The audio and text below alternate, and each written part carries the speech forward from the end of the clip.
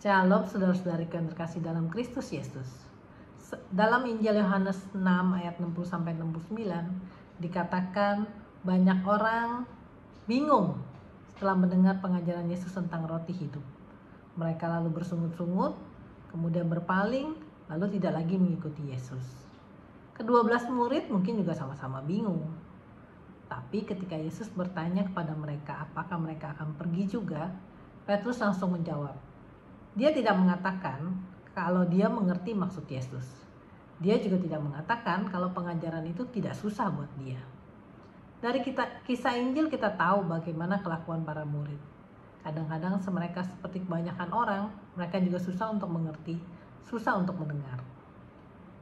Tapi walaupun Petrus tidak mengerti, Petrus tetap yakin bahwa Yesus mempunyai firman kehidupan kekal. Petrus menjawab dalam ayat 68 dan 69, Tuhan, kepada siapakah kami akan pergi? Engkau memiliki perkataan hidup yang kekal. Kami telah percaya dan tahu bahwa Engkaulah yang kudus dari Allah. Dengan kata lain, Petrus mengatakan, emang kami punya pilihan lain? Kami tidak mempunyai alternatif Tuhan yang lain.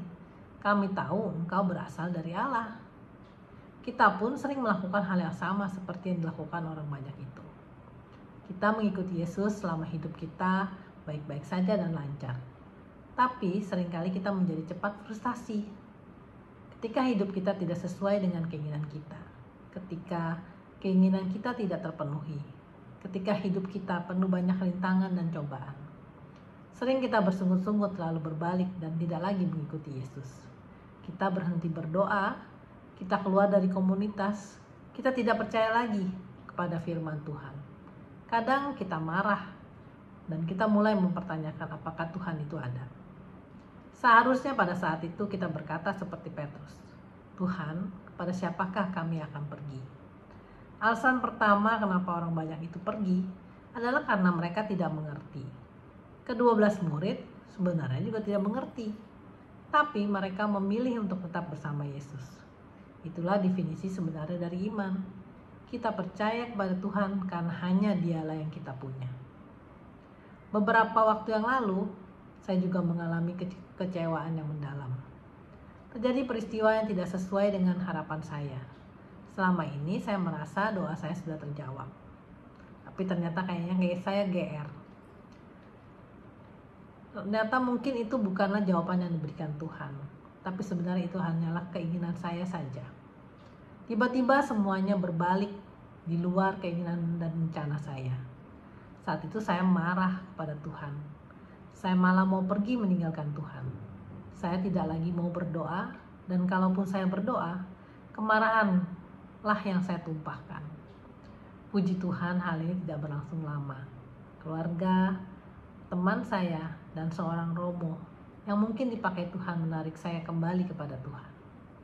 Saat itu saya sadar dalam masalah saya ini, saya tidak bisa lari kepada siapa-siapa.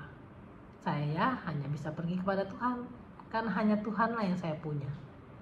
Memang masalah saya tidak hilang, tapi Tuhan menolong saya melewati itu semua. Saya tahu, walaupun saya tidak mengerti arti dari peristiwa yang terjadi, tapi saya percaya akan mendapat pertolongan dari Tuhan. Seperti yang dikatakan dalam Mazmur 121 ayat 1-2. Aku melayangkan mataku ke gunung-gunung, dari manakah akan datang pertolonganku?